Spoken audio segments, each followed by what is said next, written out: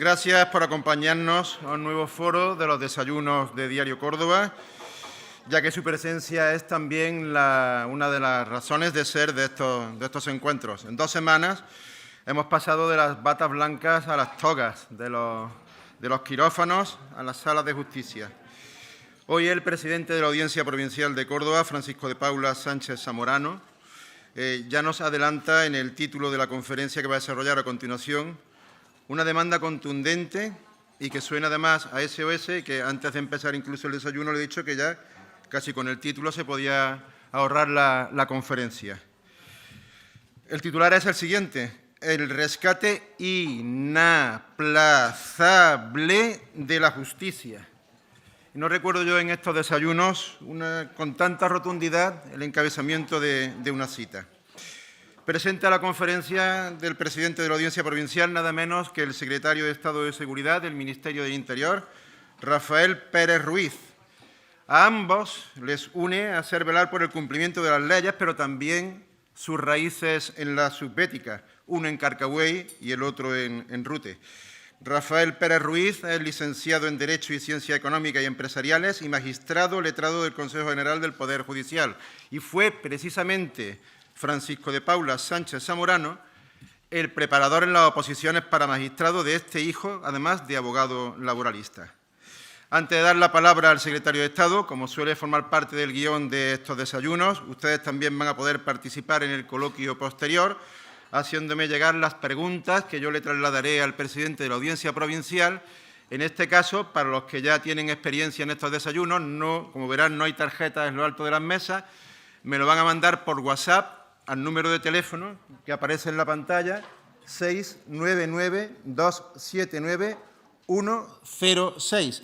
Y yo después le intentaré hacer llegar la mayoría de sus cuestiones al presidente de la Audiencia. Sin más, ahora doy paso al presentador del conferenciante, el secretario de Estado de Seguridad del Ministerio de Interior, Rafael Pérez Ruiz.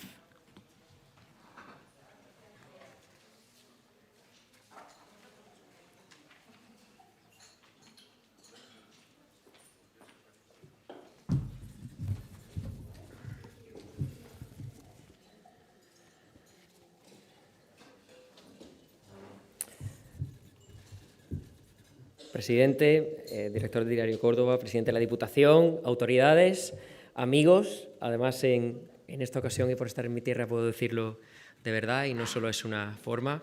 Me alegra mucho de ver muchas caras conocidas y con las que he compartido momentos importantes en mi vida. Permitidme iniciar la presentación dando las gracias en primer lugar, dándote las gracias, Paco, por invitarme a presentarte en esta ponencia, y gracias también al Diario Córdoba por permitir también materializar la misma. Gracias a todos por estar aquí, porque en unos tiempos en los que todavía tenemos que tomar las máximas cautelas respecto a la pandemia que estamos viviendo, es un esfuerzo por parte de todos el compartir este espacio físico. Una de las cuestiones que resultan más arriesgadas cuando uno se enfrenta a una presentación, a una ponencia o a cualquier tipo de discurso es hablar de cómo lo has construido. Y digo que es una cuestión arriesgada porque tienes que ser muy buen orador. Si no eres buen orador y empiezas hablando de cómo has construido la ponencia, normalmente conseguirás perder la atención del público antes de lo que esperas. Por ello, como yo no me considero un buen orador, comienzo pidiéndoles disculpas porque voy a caer en este error, en algo que yo considero un error, pero sé que voy a caer porque voy a tener que hablar del propio proceso de creación de esta presentación de Paco, de mi preparador. Presidente, nos conocemos hace muchos años, conozco los hitos de tu vida, compartimos estrechamente algunos de ellos, unos años más duros para mí que para ti, al menos en lo que se refiere a la formación. Y también, aparte de que nos conociéramos, pude acudir a fuentes abiertas para ver cuáles eran tus datos biográficos. Pero creo que lo correcto es que cuando se hace una presentación se ponga uno en contacto con la persona a la que va a presentar y solicite un pequeño currículum para estar seguro de que no vas a errar en esta presentación, y así lo hice. Y cuando llegó a mis manos, hubo algo que llamó poderosamente mi atención. Francisco de Paula Sánchez Zamorano es licenciado en Derecho por la Universidad de Granada. Con tan solo 25 años ingresa por oposición en la carrera judicial. Es destinado en el Juzgado de Primera Instancia e Instrucción de Pozo Blanco. Tras una breve estancia en dicha ciudad y ya como magistrado, pasó a desempeñar funciones jurisdiccionales en Las Palmas de Gran Canaria y en Córdoba. En 1990 es nombrado ya magistrado de nuestra audiencia provincial. Desde el 2006 presidió la sección tercera de la audiencia provincial, convirtiéndose finalmente en presidente de nuestra audiencia en el 2014, manteniendo el cargo hasta ahora. Fue miembro electivo también de la Sala de Gobierno del Tribunal Superior de Justicia de Andalucía entre 1995 y 1999. Dentro de las actividades docentes y jurídicas que ha venido a realizar, fue profesor asociado de Derecho Penal en la Universidad de Córdoba desde el 95 hasta el 2012. Ha sido profesor en cursos de formación de expertos para las oficinas de atención a las víctimas de delitos, organizados por el Instituto Andaluz Interuniversitario de Criminología. Como profesor del Instituto Andaluz de la Administración Pública, ha intervenido en numerosos cursos de formación. Ha sido colaborador de la Revista General de Derecho desde 1991 hasta el 2000 y también de otras revistas jurídicas y de prestigio conocido como es la de Aranzadi Civil.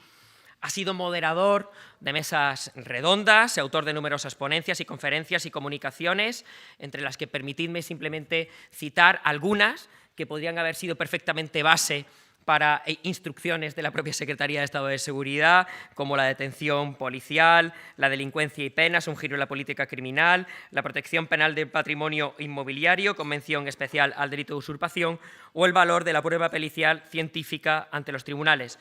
Otras de calado, carácter de atención humanitaria, que podríamos llegar a decir, como drogas y delincuencia, relación entre criminalidad y drogodependencia, la libertad condicional, el enfermo mental ante el proceso de incapacitación, las personas mayores en el ámbito del derecho civil o la esclerosis múltiple, mecanismos legales de protección. Su formación, al igual que la de todos los buenos juristas, ha sido continua, porque un jurista nunca puede dejar de estudiar. Y para completar esta formación jurídica ha acudido a innumerables cursos. Dejadme que destaque la estancia que pasó en los Tribunales Penales Internacionales y Eurojust en 2007. Es autor de innumerables obras.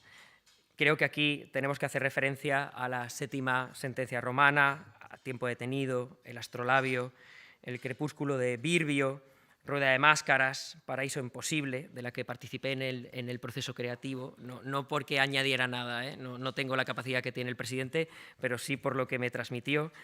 13 de diciembre, El color de las palabras, Luz furtiva, Paisajes habitados, que es la más reciente, un poemario de 2020. También ha hecho otros trabajos literarios, como La caza en la literatura o Una aproximación a la justicia a través de la literatura. Ha sido miembro en diversas ediciones de los jurados del Premio Nacional de Poesía, Mariano Roldán y Rosalía de Castro, y es académico numerario de la Real Academia de Córdoba de Ciencias, Bellas Letras y Nobles Artes y numerario del Instituto Andaluz de Estudios Histórico-Jurídicos.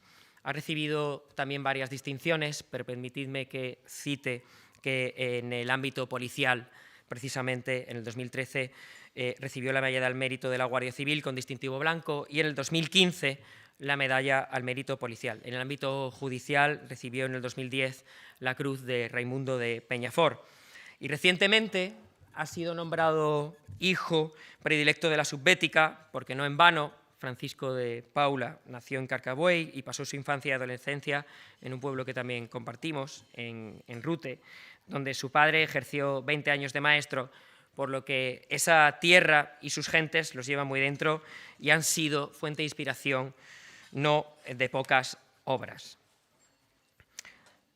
El realizar esta presentación ha servido para darme cuenta de lo importante que es, en este mundo virtual ya en el que nos hemos visto obligados a movernos todos, el compartir espacios físicos, como he dicho al inicio. Pero también gracias a este repaso de la biografía del presidente de la Audiencia Provincial, de mi preparador, de quien fue mi maestro en la carrera judicial, me ha servido para percatarme de que entramos en la carrera judicial con la misma edad, de que, aunque fuera en tiempos distintos, compartimos partidos jurídicos, partidos judiciales limítrofes, como fue en tu caso tu primer partido judicial, Pozo Blanco, el mío el primero, Almadén, de recordar las clases prácticas que nos dabas en la Facultad de Derecho, en la que os puedo asegurar, si me permitís que os tutee, que somos de los cursos que sabemos calcular perfectamente la pena superior en grado, la pena inferior en grado, la pena en su mitad superior y la pena en la mitad inferior, que hay juristas que aún no saben y tienen que acudir a aplicaciones ahora que vivimos en estos tiempos modernos. Pero como les decía también al principio, hubo algo cuando llegó su biografía a mi mano que me llamó poderosamente la atención. Y era que en este documento, en el que se reflejaba su vida laboral, en el párrafo dedicado a esto, a su vida laboral estricta, lo hacía bajo el epígrafe de lo estrictamente laboral. Lo estrictamente laboral, lo estrictamente profesional, ¿como qué? Pues como contrapunto a otra faceta, a la artística. Y ello me hizo retrotraerme a un momento concreto, uno de los primeros días en los que fui a cantar temas. Y me llevó también a un lugar concreto, el despacho en el que los cantábamos, en una línea no del todo recta, entrando por tu domicilio, presidente. Y me llevó también a una sensación, que estoy seguro que la vamos a compartir ahora todos en la presentación de la ponencia que va a realizar sobre el rescate inaplazable de la justicia. La sensación de que en una sola persona puede convivir lo sobrio de lo jurídico con lo inmoderado y con lo libre de lo artístico. Les dejo con Francisco de Paula Sánchez Sabora. Muchas gracias.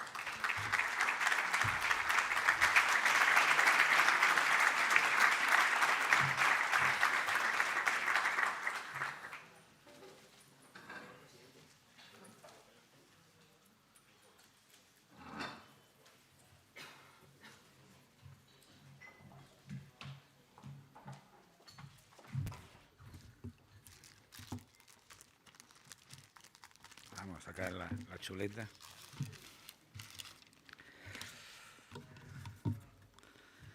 Señor director del diario Córdoba, secretario de Estado de Seguridad, amigo Rafael, paisano presidente de la Diputación de Córdoba, su delegado del Gobierno, parlamentarios nacionales y de ámbito autonómico, autoridades, representantes de colegios profesionales, representantes de entidades públicas y privadas, amigas y amigos. Permitidme, sin embargo, que alterando el orden de los saludos, deje ahora, para mencionarlo expresamente, a las autoridades del ámbito judicial y alguna conectada a ella, que han tenido a bien acompañarnos en este acto. En primer lugar, a don Fernando Sobrón, fiscal jefe provincial, que está prácticamente estrenando el cargo, que por la pandemia no ha podido hacer la toma de posesión que correspondía. Simplemente, como esta es la única oportunidad pública, o la primera oportunidad pública que tengo para dirigirme a ti, es desearte, felicitarte y desearte todos los éxitos y aciertos en el desempeño de tu función, de tu cargo.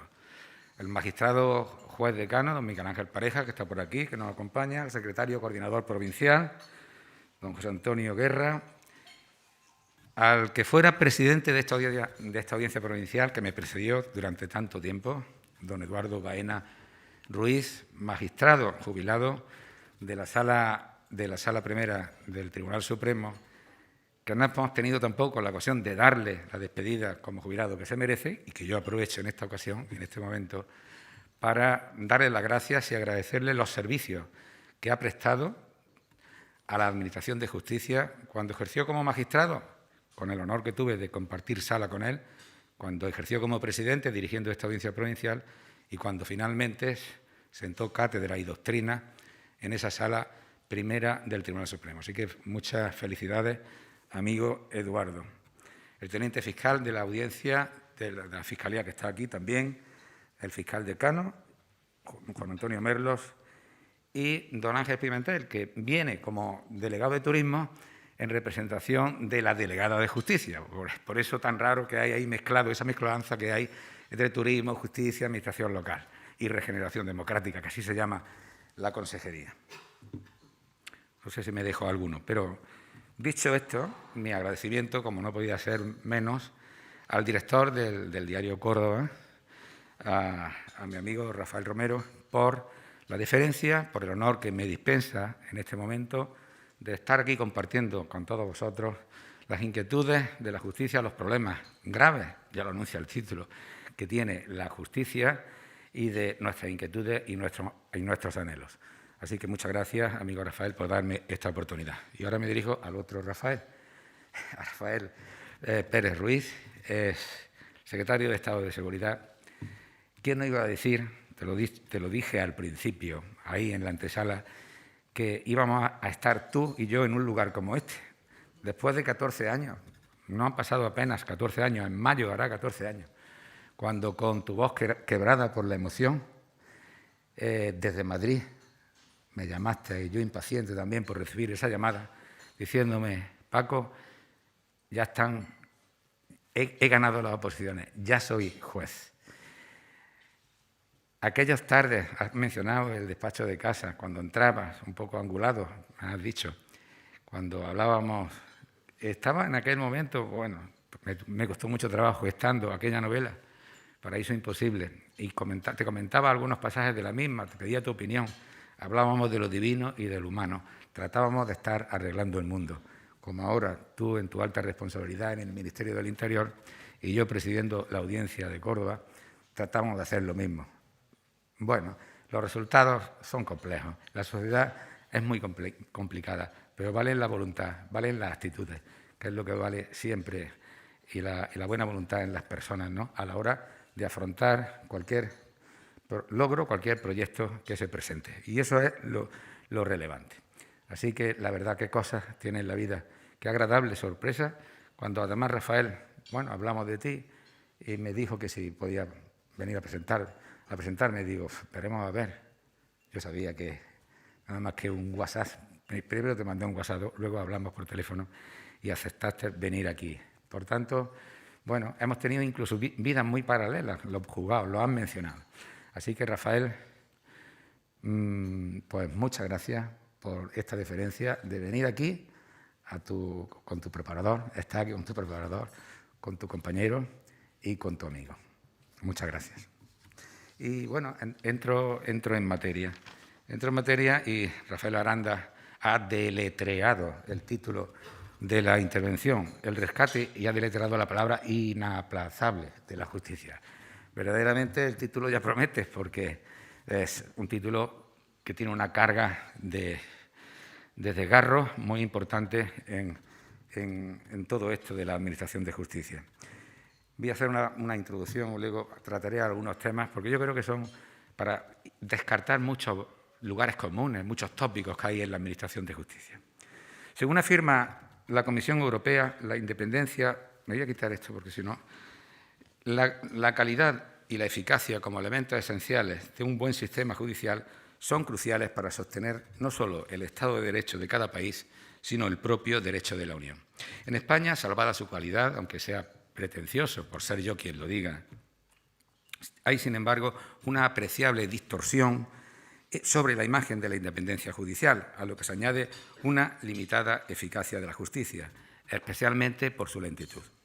La lentitud, desde luego, es el calificativo que la hace más ineficaz, pues la conflictividad que genera la convivencia humana pasa porque se le aplican a esta sus debidos remedios en un tiempo razonable. Y digo en un tiempo razonable sin hablar de inminencia, porque lógicamente la justicia ha de tener sus plazos como garantía de los derechos de todos los que a ella se someten y como instrumento para disipar aires vindicativos.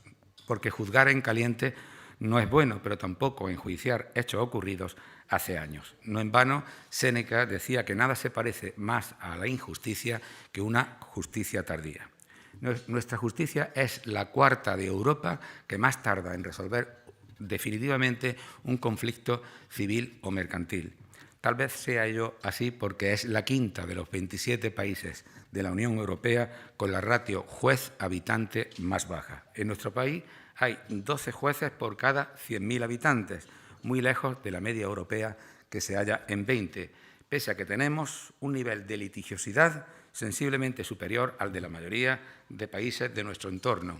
España cuenta, por otro lado, con 300 abogados por 100.000 habitantes, cuando el índice europeo se haya situado en la mitad. Aquí parece que todo se quiere hacer pasar por el juzgado. Y es que, pese a ciertas concreciones legislativas y a los deseos de buena parte de los profesionales del mundo jurídico, se orilla el recurso a la mediación como mecanismo alternativo de solución de conflictos. La litigiosidad, por tanto, no solo se mantiene, sino que crece exponencialmente al ritmo que aumenta la complejidad de la sociedad, cada vez más tecnificada y regulada por ingentes cantidades de normas autonómicas, estatales y comunitarias. Todo ello basado en una decimonónica distribución territorial de los órganos judiciales, con un modelo de partidos judiciales hoy claramente obsoleto.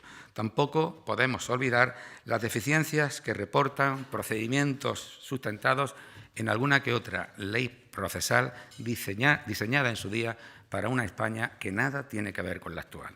Pues bien, ese incremento de litigiosidad no se ve acompasado por una mejora racional de los medios económicos, de los medios humanos y económicos y materiales de los que se sirve la Administración de Justicia para responder con eficacia y agilidad a ese cúmulo de conflictividad que accede a sus órganos judiciales.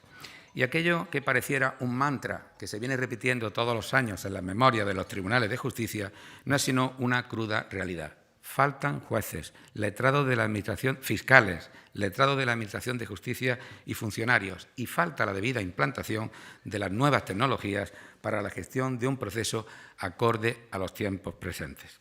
La situación de pandemia no ha hecho otra cosa que recrudecer las enquistadas carencias. Es verdad que por parte de las administraciones implicadas, y justo es reconocerlo, se han hecho esfuerzos, pero estos han resultado insuficientes. Y es que, como las penurias y disfunciones vienen de muy antiguo, siempre se muestra escasa la partida destinada a justicia globalmente. Hablo de presupuestos generales del Estado y los presupuestos de las comunidades autónomas con competencias transferidas, y no es muy inferior, a veces en algunos aspectos superior a la de la media europea. En nuestro país se halla esa partida en torno al 0,35% del PIB, o lo que es lo mismo, un gasto por habitante de 80 euros. Especialmente se vuelve escasa si tenemos esa partida, si tenemos en cuenta que el nivel de litigiosidad, ni las leyes procesales, ni el diseño territorial de la justicia son los mismos que los existentes en Europa. Y esto es lo que yo reprocho y lo que buena parte del mundo judicial reprocha al poder político, que no acometa de una vez por todas esos cambios y algún cambio al que me referiré a lo largo de esta exposición para hacer de la justicia lo que debe ser un efectivo poder del Estado.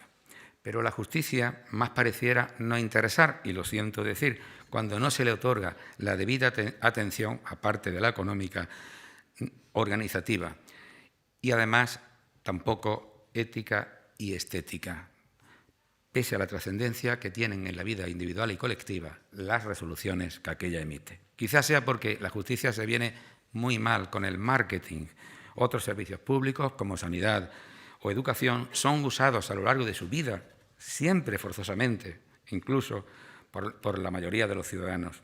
Es, sin embargo, esto no ocurre en la Administración de Justicia. Aquí es una pequeña proporción de ciudadanos los que tan solo necesitan acudir a los tribunales, aunque sea esa pequeña proporción la que sostenga esa ingente litigiosidad.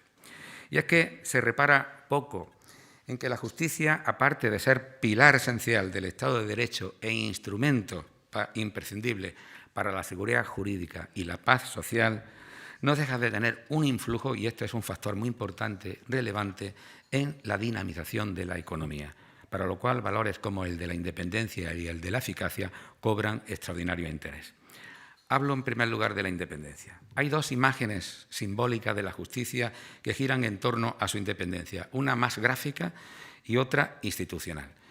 Respecto de la primera, existe en efecto una simbología que está en la retina del ojo colectivo, en el imaginario colectivo. Esa dama de ojos vendados, con la balanza equilibrada en una mano, blandiendo la espada en la otra como su mejor síntesis. Ciega por imparcial, equilibrada en sus determinaciones y poderosa para hacerlas cumplir por la fuerza si hiciera falta. Es la potestad de juzgar y hacer ejecutar lo juzgado que la Constitución y las leyes confían al juez, reforzada por la obligación que tienen las autoridades que detentan los otros poderes del Estado para auxiliarle en ese cometido.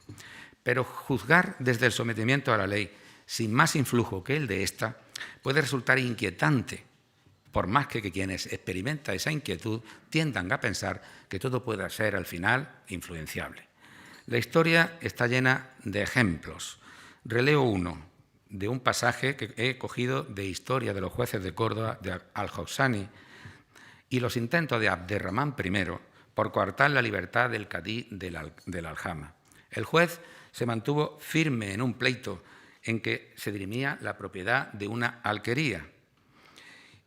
Y parece que el soberano, el califa, entendió el mensaje que le hizo llegar el mensajero del juez a aquel.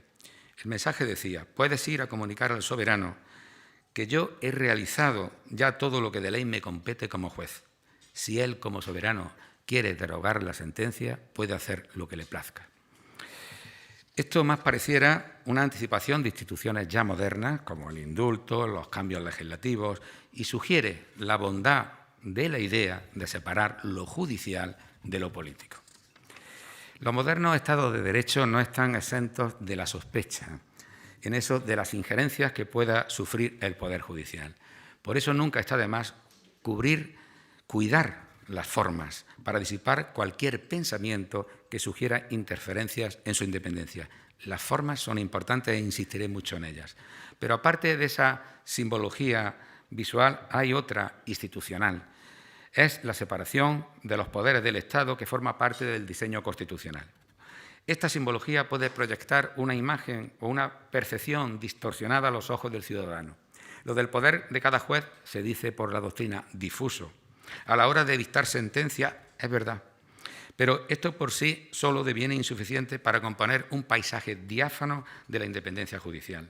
Sobre todo si tenemos en cuenta que desde el punto de vista administrativo el juez está gobernado por un órgano que en su composición tiene mucho que ver la política, el Consejo General del Poder Judicial, que es quien nombra y promociona a los jueces y quien sobre ellos ejerce las facultades disciplinarias o la potestad disciplinaria. Tal como está concebido, este órgano constitucional tiene en efecto un germen político, lo cual es razonable. Sin embargo, ya no lo es ni lo fue tanto cuando el Tribunal Constitucional lo hipertrofió al interpretar el artículo 122.3 de la Constitución, a mi juicio, forzando claramente su letra y espíritu en la famosa sentencia 108/1986, con ocasión de examinar la reforma experimentada en 1985 por la Ley Orgánica del Poder Judicial. Una reforma que establecía que los 20 vocales del Consejo General del Poder Judicial, a excepción de su presidente, fuesen elegidos por las cámaras legislativas, sustrayéndose así a los jueces la posibilidad de elección directa de 12 de sus miembros. Pese a sus reparos, al entender el máximo intérprete de la Constitución más acorde a ella el sistema de elección anterior, esa sentencia terminó a la postre alterando el equilibrio que buscó el constituyente, dando por bueno que los 12 miembros de origen judicial, más los 8 juristas de reconocido prestigio, fuesen todos ellos nombrados por las Cortes. Y así la sospecha de politización de la justicia quedó servida, contaminando también aquella simbología visual. La dama de la justicia, como gráfica representación de su independencia, puede no ser tan creíble para muchos ciudadanos, que tampoco confiarán en la independencia del Consejo General del Poder Judicial como órgano de gobierno de los jueces por convertirse en trasunto de la correlación de fuerzas existentes en el Parlamento.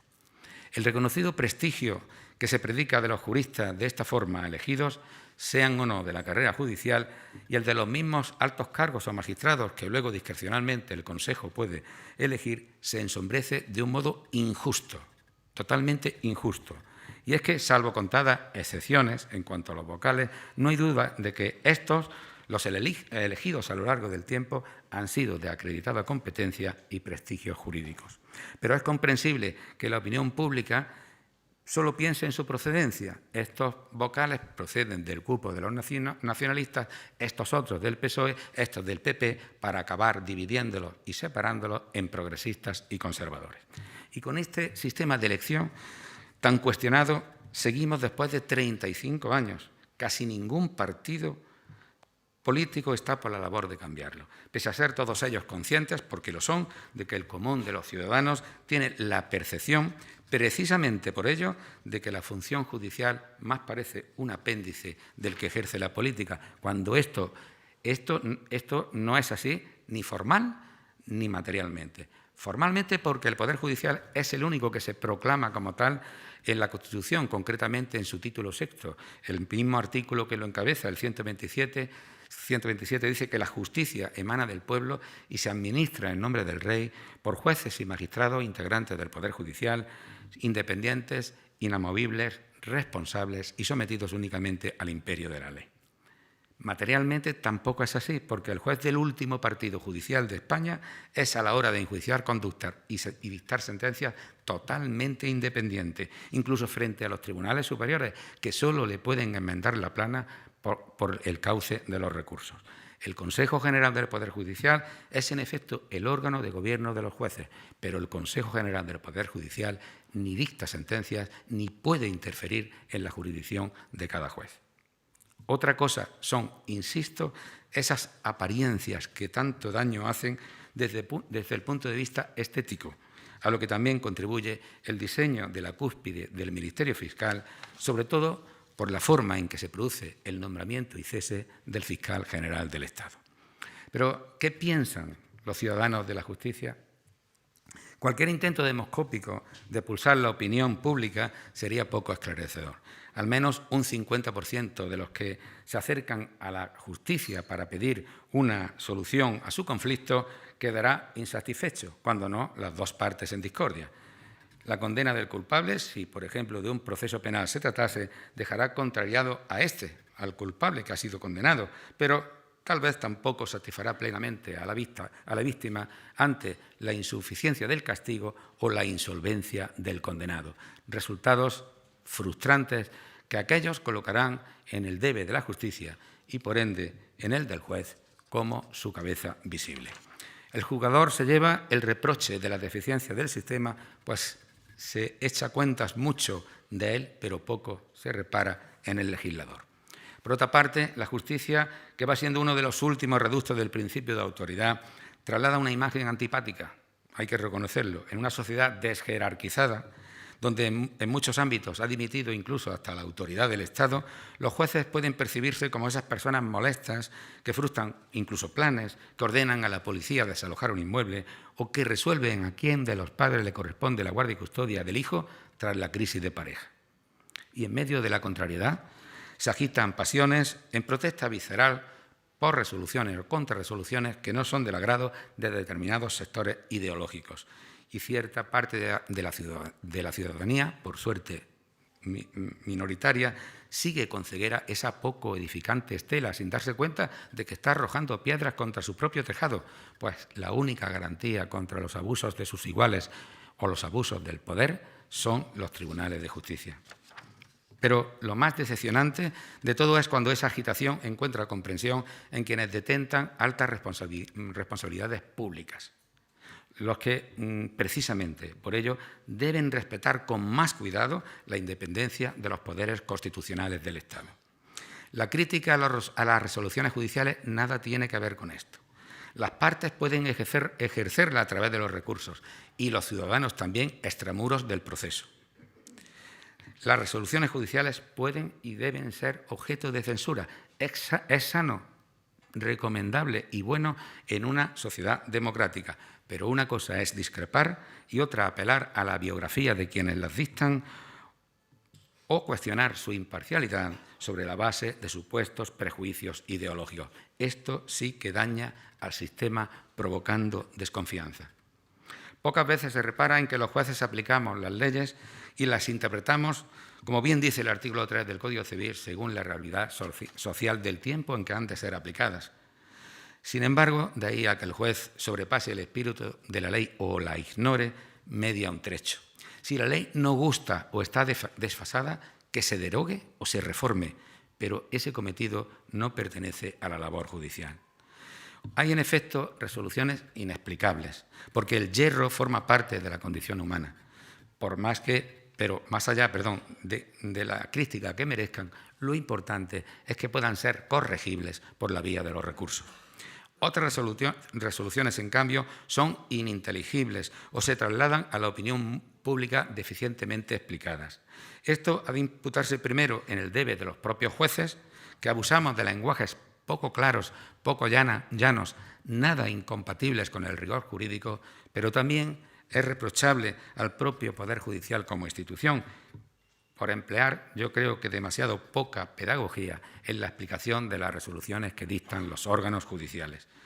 Aparte de los gabinetes de prensa que existen en el Consejo General del Poder Judicial y de los Tribunales Superiores de Justicia, no estaría de más un interlocutor judicial ajeno al tribunal que dictó la resolución para que explique a los ciudadanos y a los medios de comunicación social el sentido y alcance de la misma. Finalmente, nada ayuda a la justicia y a los principios básicos de un Estado de Derecho, lo estamos viendo hoy crudamente en la realidad informativa, las condenas que se hacen tan alegremente en esa suerte de juicios paralelos en tertulias televisivas y radiofónicas. Solo reclamo en esto un poco de mesura y de sensatez, por más que primen los índices de audiencia y las cuotas de pantalla. Pero, dicho esto, ¿qué son los jueces? ¿Qué jueces son los que administran justicia en España? Porque hay mucho tópico sobre esto y quiero ponerlo de manifiesto aquí en este acto. A la carrera judicial se accede teniendo la licenciatura o grado en Derecho, tras ganar una oposición después del aprendizaje de un programa en el que se invierte una media de 5 años y medio. Rafael fue muy aventajado, solo invirtió 3. Posteriormente, se ha de realizar un curso de 2 años en la Escuela Judicial, que incluye 1 año de estancia en Barcelona, donde está la sede de la Escuela Judicial, y otro año más de prácticas tuteladas en los tribunales de justicia. No faltan intentos de sustituirlo por otro, difíciles de entender si no se cala en la finalidad última de quienes los abanderan. Y es que la objetividad del método de selección actual cubre con creces los parámetros de mérito, capacidad e igualdad. El sistema de acceso actual asegura un alto nivel de formación jurídica y evita sesgos ideológicos. Por otro lado, este sistema ha venido facilitando la incorporación masiva de las mujeres a la judicatura, con tanto éxito que ya son mayoría en la carrera judicial. A nadie se le escapa que otras modalidades, como el concurso de méritos, son más dadas a la subjetividad del tribunal de selección. Y no se olvide, la independencia del juez no deja de tener su primera causa en el modo en que éste accede a la judicatura. Dicho esto, no eludo la idea de que el sistema puede perfeccionarse, calibrarse el programa, cuidar mejor la composición y funcionamiento de los tribunales de selección, pero eso es otra cosa. Por otro lado, la posible quiebra del principio de igualdad de oportunidades que algunos esgrimen queda remediada por las ayudas existentes, las becas que hay. Lo que hay que hacer es fomentarlas. Por lo demás, nadie ha ofrecido ningún dato que avale algunas afirmaciones sustentadas solo en tópicos, a mi juicio. Es más, las únicas cifras que se pueden vincular a la clase social o nivel económico de los aspirantes a juez en España apuntan justo a lo contrario, que se trata de un sistema de selección abierto a amplias capas de la población. Los jueces son personas inmersas, lo puedo asegurar, habrá excepciones como en todo, en el tráfago de lo cotidiano y conocedoras, por tanto, de esos complementos de la vida tan necesarios para la función judicial de que hablara Ortega y Gasset. De hecho, lo que más permite aproximarse al perfil socioeconómico de los aspirantes a juez es un detalle que suele pasar desapercibido y que tiene cierta influencia en la renta de las familias, el nivel de estudios de los padres. Una de cada tres personas que aprobaron las últimas oposiciones procede de familias cuyos progenitores no tienen estudios superiores. Más evidente es el dato sobre cómo influye el parentesco, que algunos utilizan como coartada para insistir en que es muy difícil llegar a juez si no ser familiar o hijo de juez. La realidad desmonta esta falacia. Los que aprobaron la oposición en las últimas promociones, teniendo un juez en la familia, no llegan al 5%. Así pues, la carrera judicial está muy alejada de esa endogamia que se predica de ella. Por otro lado, según datos que he obtenido de la página web del Consejo General del Poder Judicial en 2019, de un total de 5.419 jueces que prestan servicio en España, el 53,9% son mujeres y el 46,1% hombres. Las mujeres son minoría en las franjas de edad comprendidas entre los 51 años y la jubilación, mientras que prácticamente duplican al de hombres entre las franjas de los 30 a los 50 años, de tal manera que el perfil medio de un miembro de la carrera judicial es el de una magistrada de 46 años. La justicia también debe ser rescatada de estos equívocos mediante campañas institucionales. Todo sea por reforzar la confianza de los ciudadanos en la Administración de Justicia. Y ahora retomo las carencias seculares de la justicia, a la que al principio aludí. Aludí a la falta de jueces y a la obsolescencia del diseño del modelo territorial de la justicia que tenemos, predicable igualmente de las plantillas funcionariales. Sin embargo, mientras no se acometan de una vez por todas esas reformas, es evidente que se ha de incrementar el número de órganos judiciales o, por lo menos, aumentar el escalafón de la carrera judicial. En Córdoba hemos conseguido la creación de algunas plazas de magistrados desde que inicié mi primer mandato como presidente, pero aún sigo reivindicando 5. Y eso que Córdoba, especialmente la audiencia y los juzgados de la capital, muestra en general un funcionamiento medianamente aceptable, razonable. Eso sí, me preocupan sobre todo las jurisdicciones social y civil por el gran cúmulo de asuntos, el incremento de asuntos con motivo de la crisis sanitaria y de la económica anudada a la misma, que ponen en evidencia la insuficiencia del número de jueces para resolver los litigios en tiempos razonables. En la provincia el déficit viene de las plantillas funcionariales, concretamente del número de la composición de las plantillas, que es el mismo que existía a mediados del siglo XX. El delegado lo sabe, tiene conocimiento de ello. Y Montilla ha sido un crudo ejemplo en estos últimos días de esa triste realidad que los medios de comunicación han puesto de manifiesto. Por otro lado, la conciliación de la vida laboral y familiar, los permisos de maternidad y paternidad, cada vez más frecuentes por la feliz incorporación de la mujer al mundo de la judicatura, no ha sido, y así hay que decirlo, debidamente prevista. Esta carencia la tratamos de paliar con el llamamiento de jueces sustitutos, figura que debiera ser muy residual, con independencia de su valía de cada juez, porque no se trata de jueces de carrera ni han pasado una escuela judicial. Todos los días hacemos, y eso lo sabe el juez decano muy bien, verdaderos equilibrios para que los 62 juzgados de la capital y la provincia, más las 3 secciones o salas de la audiencia, estén debidamente atendidos. En bastantes ocasiones he de apelar a la abnegación y profesionalidad de mis compañeros, que tienen que atender, además del suyo, un juzgado vacante o cuyo titular se encuentra disfrutando de esos permisos a los que antes me referí. Y hablamos de jueces que emplean tardes enteras y no pocos fines de semana, y esto es verdad, esto es una realidad, para tratar de tener su juzgado medianamente al día, no siendo ya de recibo que sine die siga el sistema descansando en el voluntarismo de los jueces. Tampoco ese nuevo diseño territorial de la justicia admite ya más demoras ante la inutilidad del actual. Un juez para cada juzgado, con el letrado de la Administración de Justicia y su plantilla de funcionarios, deviene ineficaz. Es mejor un tribunal servido por los jueces del ramo que hagan falta y un equipo común de funcionarios que pequeños reinos de taifas distribuidos en juzgados numerados hasta el infinito. Observemos los juzgados de Madrid. En primera instancia hay 100 y pico juzgados de primera instancia en Madrid, aunque solo sea para evitar la incomprensible coexistencia de órganos sobrecargados con órganos aliviados en el mismo territorio o en territorios no tan lejanos. Hace falta, pues, una comarcalización de la justicia y que se implanten de una vez por todas los llamados tribunales de instancia, que acojan en su seno varios partidos judiciales y que harían menos gravosos a los nuevos jueces sus primeros pasos en las lides judiciales. Todo ello acompañado de la prometida nueva oficina judicial, que siempre está a punto, pero no acaba de concretarse, que elimine la perturbadora rigidez de las plantillas y optimice los recursos con las unidades de apoyo directo al juez y los servicios comunes procesales. Pero estos cambios quedarían limitados en su eficacia si no se dota al sistema de leyes procesales modernas, en especial de una nueva ley de enjuiciamiento criminal, puesto que la actual es de 1882, aunque parezca mentira, por muy actualizada, remozada y parcheada que se encuentre por el Tribunal Supremo y el Tribunal Constitucional, adaptándola a los postulados de la Constitución. Reformas procesales, en suma, dirigidas a suprimir recursos con fines dilatorios y a concentrar los que se prevean en la ley en fases inmediatamente anteriores al dictado de la resolución de fondo o de la sentencia.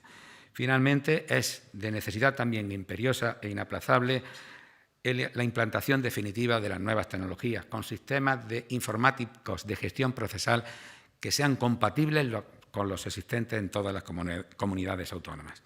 Asimismo, instaurar el expediente digital en todos los órdenes jurisdiccionales es tarea urgente, pues si funciona razonablemente bien en el ámbito civil, no tiene este predicamento en otras facetas, en otros sectores de la jurisdicción.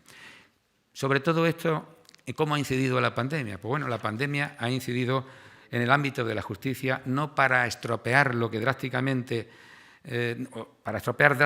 lo que ya tenía un funcionamiento manifiestamente mejorable, sino para evidenciarlo aún más. Esos casi 3 meses de paralización de la actividad judicial, salvo actuaciones y servicios esenciales, como consecuencia del estado de alarma decretado en marzo de 2020, han tenido, desde luego, una incidencia importante. En Córdoba y provincia se suspendieron unos 2.000 juicios, de tal manera que tras la reanudación de esa paralización hubo que reordenar las agendas de señalamientos y alargándose así los tiempos de respuesta. La pandemia, por otro lado, ha puesto de manifiesto que el teletrabajo en justicia todavía es una entelequia, es un desideratum.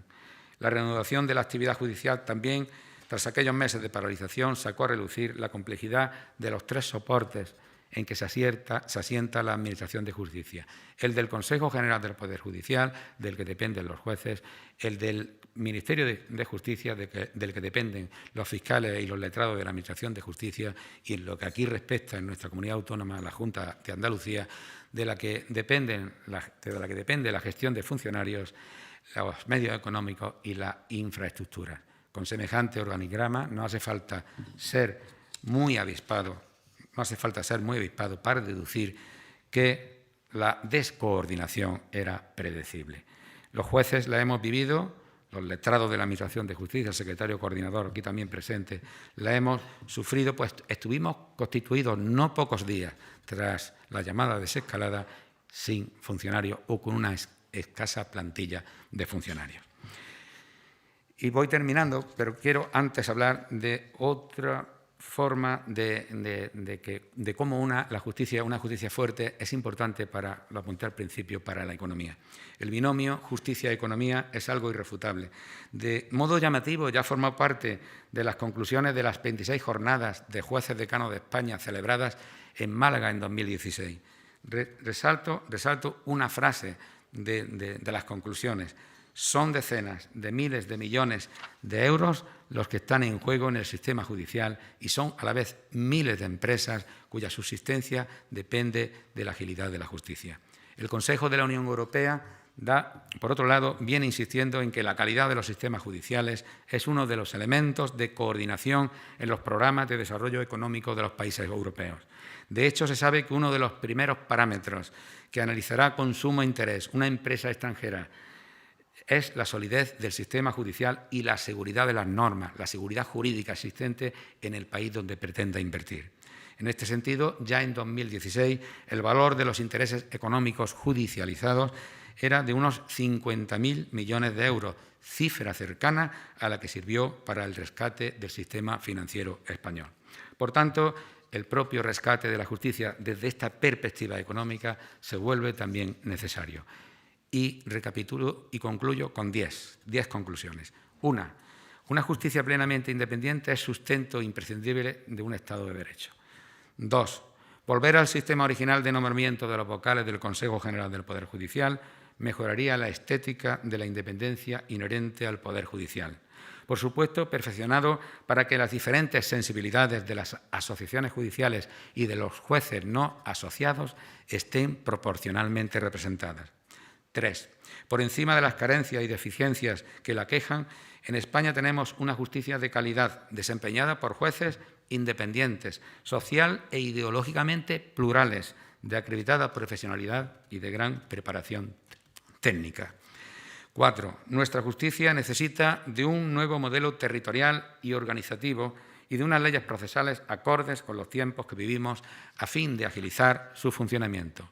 5. Es preciso igualmente la implantación generalizada y definitiva de las nuevas tecnologías, procurando que exista un único sistema informático de gestión procesal en toda España. 6. Mientras no se acometan estos cambios, resulta urgente incrementar la plantilla de jueces, fiscales, letrados de la Administración de Justicia y funcionarios. Los letrados de la Administración de Justicia son los secretarios de antes, se le cambió el nombre. 7. Hay que fomentar mucho más la mediación como método alternativo de solución de conflictos para descargar de litigiosidad innecesaria a los tribunales. 8. La justicia tiene que transmitir mejor sus mensajes para que sean inteligibles por la ciudadanía. 9. El poder político debe cuidar institucionalmente a la justicia, que exige una actitud de ética y respeto a su función por parte de los responsables políticos cuando las resoluciones judiciales no son de su agrado. Y 10. Una justicia fuerte y, por tanto, independiente y eficaz es garantía de los derechos individuales y colectivos, motor del progreso social, estímulo del desarrollo económico y signo inequívoco de una democracia avanzada. Muchas gracias.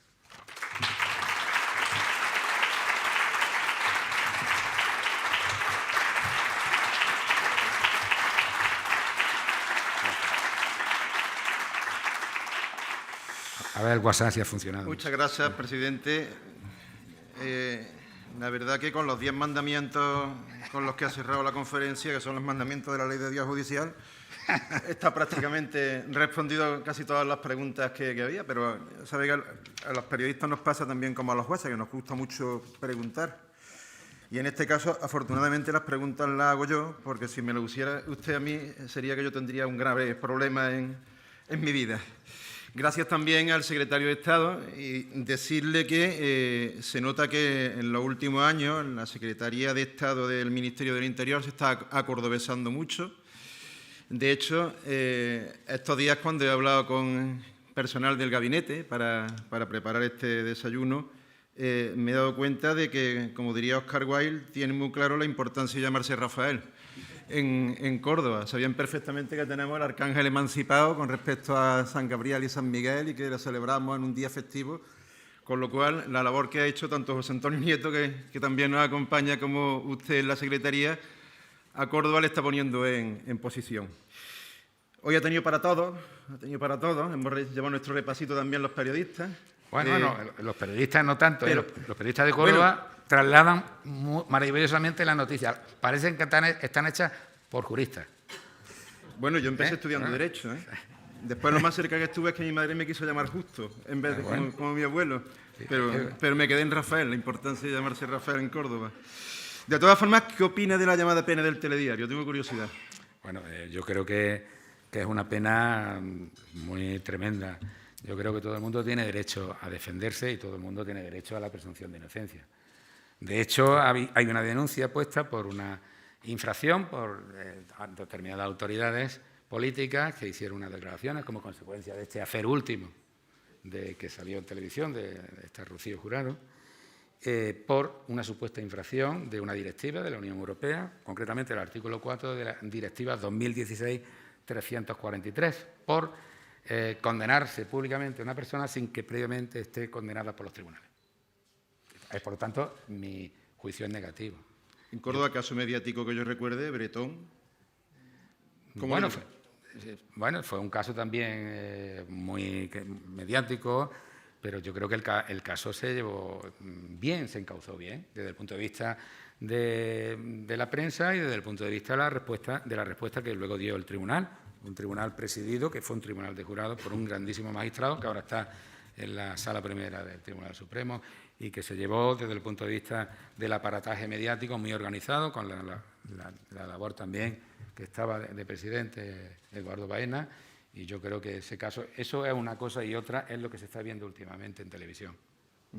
Una pregunta en el terreno de lo personal, porque en su presentación ha aludido también a su papel de literario, su prolífica actividad literaria, muy vinculada también a Rute a través de Ánfora Nova, que fue Cordobés del Año este año. Le conocemos su faceta como novelista, poeta.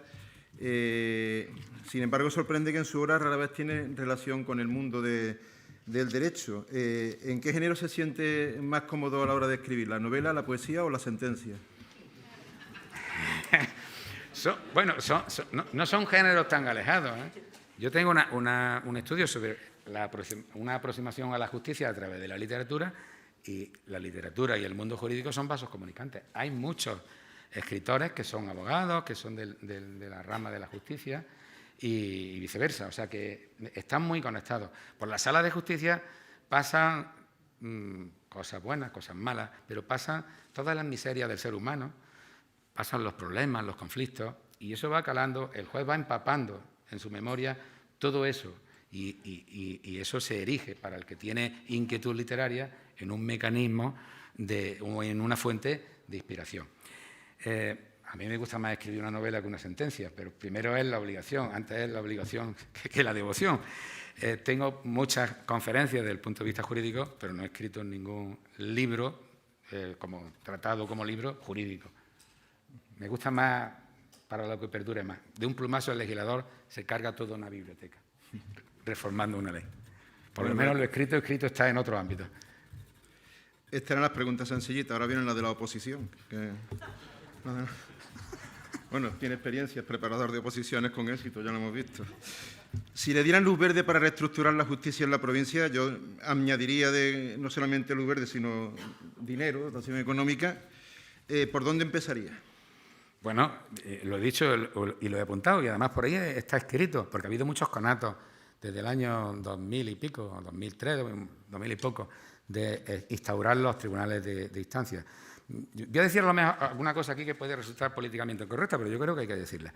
En primer lugar, reestructurando los partidos judiciales. Aunque los alcaldes se pongan de uñas conmigo. Vamos a ver. 2 juzgados en Cabra, a 8 kilómetros, 3 juzgados en Lucena, juzgado de Priego. Eso ya es irracional, con su plantilla de funcionarios solamente para ellos. De tal manera, y lo hemos visto en Montilla, que por H por B, por lo que sea, por las bajas, por los permisos, se queda el juez abriendo prácticamente la puerta del juzgado. Eso es inconcebible. Los juzgados, tiene que haber equipos, optimizar los recursos, concentrar los jueces. Los jueces tienen que estar en esos tribunales de instancia, pues por ejemplo, aquí en Córdoba podía haber tres tribunales nada más de instancia, con las diversas ramas, uno en el sur, otro en la zona norte y otro en el centro. Y, por supuesto, comarcalizar muchas cosas. Está comarcalizado, está provincializado menores. La violencia de género no está de más. Ha habido conatos de comarcalizar, pero es inviable comarcalizar porque no dan los números. Provincializar la violencia de género, creando un juzgado especializado aquí en Córdoba más al existente, para que lleve toda la violencia de género de la provincia, eso lo sabe Rafael, que le quitaría muchas perturbaciones a los juzgados. Hoy no hay distancia, la autovía parte toda la provincia y no hay distancia. A la víctima le sale más barato a la Junta de Andalucía proveerla de un taxi para que aquí sea atendida rápidamente y con equipos, que no esas dispersiones en los juzgados. De hecho, violencia de género hay en menores, se está dando, y desgraciadamente cada vez con más frecuencia en el ámbito de los menores. Sin embargo, aquí hay un juzgado de menores en Córdoba con jurisdicción en toda la provincia. Pues con la precisión con la que he hecho antes los 10 mandamientos de la ley judicial, ya ha numerado antes, ha dicho que ha cifrado en 5 los juzgados que consideran más necesarios en Córdoba, pero ahora, Bueno, ¿cuáles? las plazas, más que los juzgados, plazas judiciales, jueces. ¿Cuáles son los juzgados en concreto que cree que hacen falta ahora mismo en Córdoba? Bueno, a la audiencia provincial en cláusula suelo hace falta reforzarla, porque todo el tema de la avalancha de demandas por el tema vulgarmente conocido por cláusula suelo, bueno, requiere un refuerzo. La audiencia provincial, la sección civil, necesita un magistrado. La sección penal necesita otro magistrado más, que ahí estamos, Rafael, y ahí ahora hablaremos, si podemos, sobre eso. Los juzgados de primera instancia necesitan, al menos, eso lo sabe también el juez decano, que lo llevamos reivindicando, tres juzgados más. Pero vamos, hablo de juzgados porque no está implantado ese diseño nuevo de la justicia y mientras no se implante, hacen falta o juzgados o jueces. Y, por supuesto, esas son las plazas, esas 5 son a las que me refiero. 3 en primera instancia. Lástima que me quedé en primero de Derecho. Veo que no me hubiera faltado trabajo, seguramente. ¿Qué cree que puede pensar de la justicia un ciudadano al que le están fijando juicios para el año 2024? Pues que se acuerda del árbol genealógico del juez, pero no se acuerda del árbol genealógico del legislador. Por ejemplo. Sí. ¿La culpa quién la tiene? ¿Cómo puede un juez señalar a 3 años vista? Eso es una barbaridad, eso es un desastre. Pero claro, no se fija a 3 años el juicio porque el juez quiera o porque el juez esté vagueando dentro del juzgado, sino porque no hay jueces suficientes ni funcionarios suficientes para darle a eso una agilidad y que se vea. Es lo que he dicho, que la justicia, hombre, ni pronta, ni inmediata, ni tardía. Un término medio. Señalar a 2 o 3 meses vista y asuntos importantes me parece una verdadera barbaridad. ¿Perjudica a la justicia que distintas administraciones tengan competencia sobre la misma? Consejo General del Poder Judicial, totalmente. Ministerio de Justicia, Comunidad Autónoma. ¿Y qué propondría al respecto? Yo el otro día se lo comenté, estaba en una reunión con Ángel, devolver las transferencias, si eso fuera posible. La justicia debería ser... eso distorsiona muchísimo. Lo mismo que en sanidad y en educación, pues no hay ningún... Pero en esto pasa como en defensa, la unidad o cuerpo de fuerza de seguridad, o cuando hay policía autonómica, pero la unidad es fundamental para conseguir la mejor coordinación. Es difícil coordinar las administraciones autonómicas, por un lado, el Ministerio de Justicia por otro, el Consejo General por otro. Es complicado. Y, de hecho, he puesto el ejemplo, cuando retomamos el trabajo, hubo unos días en que, y dando por sentado la mejor voluntad de las autoridades del ámbito autonómico y del Ministerio de Justicia, pero que estuvimos sin funcionarios en los juzgados. Relacionado con el tema de la pandemia, ¿está preparada la justicia en Córdoba para el teletrabajo? No está todavía. Hace falta el expediente digital, hace falta mucho más avances. Yo sé que se están poniendo todos los esfuerzos, están haciendo todos los esfuerzos para bueno, yo no digo igual que la Agencia Estatal de Administración Tributaria, que lleva 40 años modernizada, pero, hombre, que por lo menos a la justicia se le tome en este sentido mucho más en serio y se le dote de los mecanismos de las nuevas tecnologías para gestionar con más rapidez y con más agilidad el proceso. Yo pongo, por ejemplo, tenemos el Registro Central de Penados y Rebeldes. Se puede hacer la consulta, pero no estaría de más que el juez, cuando le llevan a un detenido al juzgado, un detenido, el juez de guardia, pueda desde su ordenador, ver esa persona en todos los juzgados de España qué diligencias se le están instruyendo en ese momento. Y eso es relativamente fácil. Hacienda lo tiene. Que se nos ocurra deberle 100 euros. De momento te detectan. Vamos a seguir con los repasitos. ¿Influyen los comentarios de los políticos en la desconfianza de los ciudadanos en la justicia? Sí, por desgracia. Ya sí. Sabe que siempre la sentencia del ministro que ha influido, la fiscal general del Estado, por supuesto. Sí, pero en eso quiero yo, lo he dicho, creo que lo he recalcado y recalcarlo. La justicia es independiente, ¿eh? La justicia es independiente. Lo que pasa, y a veces parece que, bueno, quiero controlar el Consejo, yo controlo el Consejo, y yo, bueno, y el Consejo también funciona con autonomía, aun cuando vengan, eso que he dicho, que unos proceden de aquí o de allá.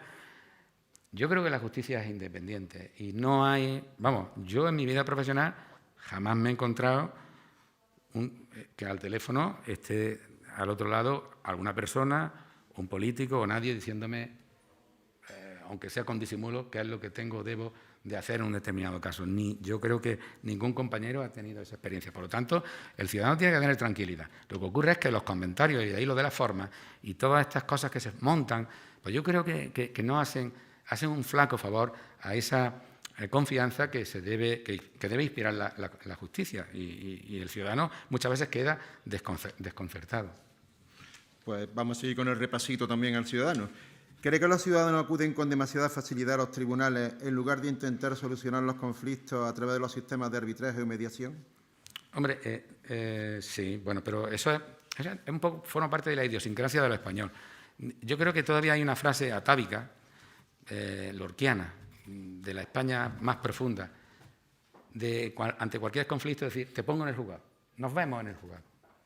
Con lo cual, además, pierden todo, pleitos tenga y los ganes, ya lo he dicho. Hombre, a veces salen las cosas redondas y graciosas, pero otras veces están los profesionales de los que se vale cualquier parte, que si no hay condena en costa, tú ganas la demanda, pero no hay condena en costa, del contrario, y tú tienes que pagar a la demanda. Lo que has ganado tienes que detraerle, lógicamente, los honorarios de los profesionales de lo que te has valido para llevar tu defensa ante el tribunal. Pues, ¿conocen los ciudadanos las leyes que nos rigen? ¿Falta formación legal en la sociedad? Bueno, los ciudadanos son más listos de lo que uno se cree, y aun cuando sean profanos en la materia, el ciudadano, lo que pasa es que a veces, bueno, se dejan llevar por muchas opiniones. Yo tengo una experiencia muy positiva con el tema del ciudadano y su conexión y su visión de la justicia. Yo no sé si lo hacen otros magistrados, yo lo he hecho. Cuando he presidido tribunales de jurado y he tenido, al jurado van normalmente las cosas más escabrosas, ¿no? Han terminado, han dictado el objeto del veredicto. Hombre, presidir un jurado es complicado, porque tienes que estar sin influirle, pero llevándolo todo, el objeto del veredicto tiene que estar muy clarito para que responda a los ciudadanos bien. Y cuando ya han acabado y han soltado el veredicto y se les ve relajados, porque la verdad muchos están tensos, además no quieren asumir esa carga, pero no hay más remedio, yo les pregunto, ¿qué pensaban ustedes de la justicia antes de que fuesen llamados para constituir el tribunal de jurado y para que... ¿Ha cambiado la concepción que ustedes tenían de la justicia de la que tienen ahora después de eso? Y radicalmente y en positivo, totalmente. Dice, esto es una cosa muy seria, la justicia, esto es muy complicado, es muy difícil. Quizás la propia exposición de motivos de la ley del jurado, cuando habla de la escuela de ciudadanía que hay que hacer con la ley del jurado, yo en la medida, modestamente, en la medida de mis posibilidades y en los casos que habré tenido, 14 o 15 casos de jurado, pues he hecho escuela de ciudadanía y he notado la receptividad de los componentes del jurado, que han sido de los más diversos. Ha habido licenciados con carrera universitaria, amas de casa, personas que apenas sabían leer y escribir, porque bueno, es uno de los requisitos que hay que saber, que hay que tener para ser jurado, saber leer y escribir. Pero bueno, que apenas sabían eso y me ha funcionado bastante bien.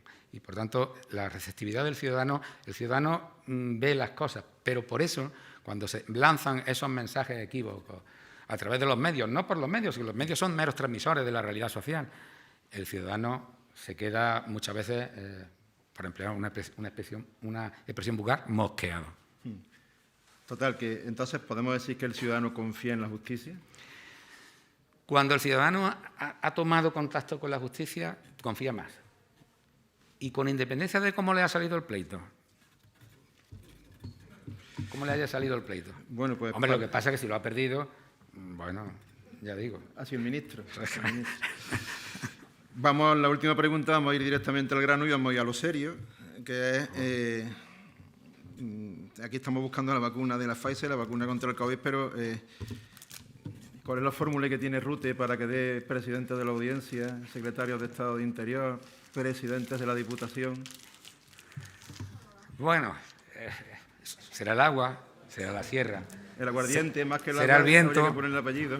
Será esos paisajes tan profundos y tan bonitos. Yo creo que son de los más bonitos de España, porque esa mezcla de lomas de olivares con sierra, se va uno para el norte, mucho pino, mucho verde, pero sí, pero esa mezcla de los ocres, el olivar, las cañadas, los montes, las encinas, que por suerte están quedando y ya se están protegiendo, es una verdadera maravilla. Y yo creo que, bueno, pues la gente también es un poco el paisaje, la gente bebe del paisaje. Y ese paisaje tan bueno y tan potente, pues hace potente a la gente que se ha criado en ese paisaje y, por tanto, pues salen, pues bueno, personas como Rafael. Bueno, pues como ahora tenemos una semana que ya me prohibió el otro día el consejero de Salud y Familia y a los boliches en Semana Santa, pues invitamos a todos los que nos acompañan a que vayan a conocer ese paisaje y muchas gracias por habernos acompañado y, por supuesto, cuento con todos ustedes para la próxima ocasión. Muchas gracias.